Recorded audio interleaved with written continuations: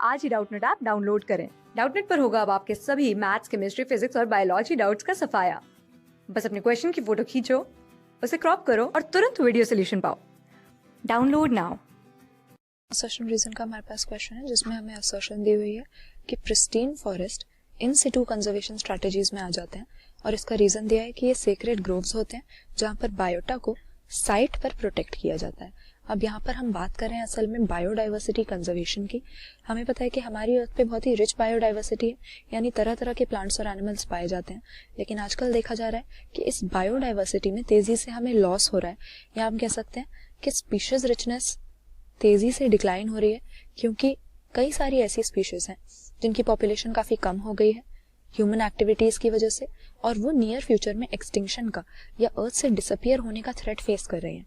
तो ऐसे में इस बायोडाइवर्सिटी को कंजर्व करने के लिए या इस एक्सटिंक्शन के रेट को कम करने के लिए हम बायोडाइवर्सिटी कंजर्वेशन के कई सारे स्टेप्स लेते हैं, जिसमें से दो तरह की मेनली हमारे पास कैटेगरी होती है, एक इन सिटू कंजर्वेशन और दूसरी होती है हमारे पास एक्स सिटू कंजर्वेशन। दोनों में फर्क मेनली यही है कि किसी भी लिविंग ऑर्गेनिज्म को, किसी भी स्पीशीज को इन सिटू कंजर्वेशन के केस में उसके नेचुरल हैबिटेट में रखते हुए ही प्रोटेक्ट किया जाता है, यानी इसके नेचुरल हैबिटेट से निकाला नहीं जाता, बल्कि पूरे हैबिटेट को उस पर्टिकुलर स्पीशीज समेत हम प्रोटेक्ट कर देते हैं। जैसे कि अगर हम बात करें, हमारे गवर्नमेंट ने भी इनिशिएटिव्स लिए हुए हैं इन सिटू कंजर्वेशन के लिए, जिसका एग्जाम्पल हमारे पास हो जाता है हमारे national parks, wild life sanctuaries और बायोस्फीयर रिजर्व्स। लेकिन अगर एक्स सिटू कंजर्वेशन की बात करते हैं तो इसमें हम देखते हैं कि उस एनिमल को या प्लांट को उसके नेचुरल हैबिटेट से निकाल लिया जाता है और ह्यूमंस की निगरानी में स्पेशल केयर दी जाती है। इसके एग्जाम्पल अगर हम देखें तो जूलॉजिकल पार्क में हमें ऐसा देखने को मिलता है कि हम एनिमल्स को स्पेशल एनक्लोजर्स में रख के इनको केयर देते हैं। तो यहाँ पर प्रिस्टीन फॉरेस्ट की बात की गई है और कहा गया है कि ये इन सिटू कंजर्वेशन में आ जाता है। तो प्रिस्टीन फॉरेस्ट में यानी जो भी स्पीशीज प्रोटेक्ट की जा रही है उसको नेचुरल हैबिटेट में ही रखा जा रहा है। प्रिस्टीन फॉरेस्ट के लिए ये करेक्ट बात है।